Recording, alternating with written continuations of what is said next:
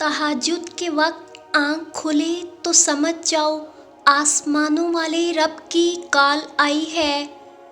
तहज्जुद का वो पहर जब दुनिया आंखें बंद किए सो रही होती है, उसी पहर तो अल्लाह अपने मोजज़ों के दरवाज़े खोलता है।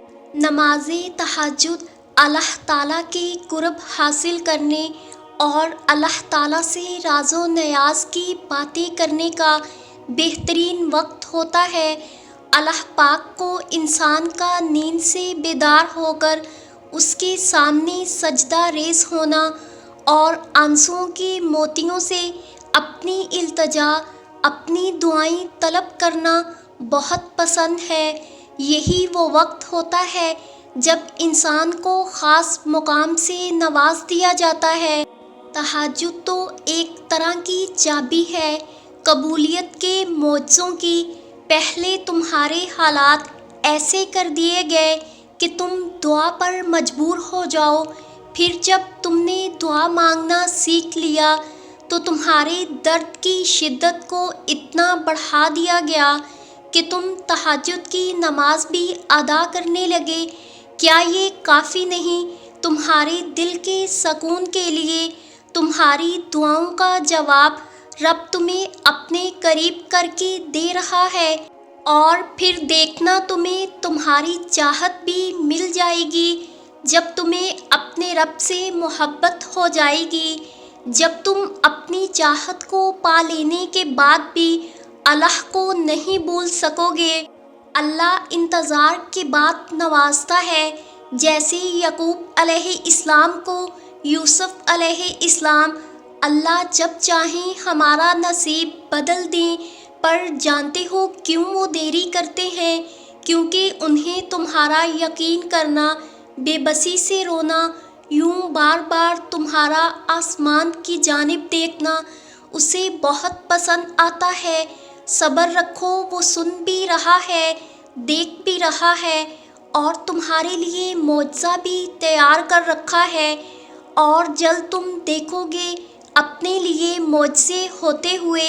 लाहासिल ख्वाहिशें, अधूरे किस्से, नामुकम्मल ख्वाब, कुछ भी नामुमकिन नहीं रहता जब बात तहज्जुद की दुआओं पे आती है।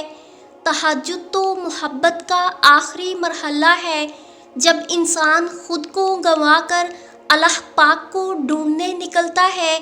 ये वो मरहला होता है जहाँ मोहब्बतों की तलब नहीं रहती, बस मोहब्बत बनाने वाली की जुस्तजू लग जाती है। बात ये है कि मोहब्बत तो सबको मिल जाती है, मगर तड़प किसी किसी को नसीब होती है। और जिसको ये तड़प नसीब हो जाती है, उसका नसीब अल्लाह बन जाता है।